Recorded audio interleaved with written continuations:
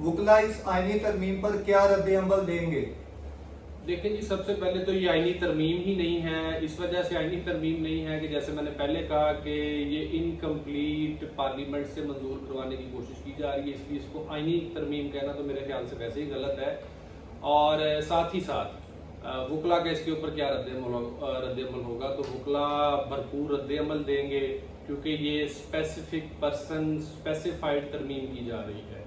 इससे एक हमारे आने वाले चीफ जस्टिस साहब को चीफ जस्टिस बनने से रोकने की कोशिश की जा रही है, और कोशिश की जा रही है कि अदलिया के अंदर सियासी मुदाखलत को बढ़ाया जाए और साथ ही साथ अपनी मर्जी के फैसले करवाए जाएं। तो हम जिस कॉन्स्टिट्यूशन को मानते हैं वो कॉन्स्टिट्यूशन में इंडिपेंडेंस ऑफ जुडिशरी जो है वो इंतहाई अहम है।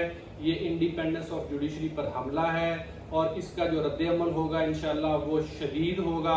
पाकिस्तान के अजीम वकला, पाकिस्तान के गयूर वकला, जिन्होंने जब वकला तहरीक चलाई तो उस वक्त भी किसी चीफ जस्टिस का हक मारा जा रहा था और आज भी किसी चीफ जस्टिस का हक मारा जा रहा है, तो इंशाअल्लाह हम भरपूर रद्द अमल देंगे और ऐसे किसी आईनी तरमीम को कभी भी कबूल नहीं करेंगे।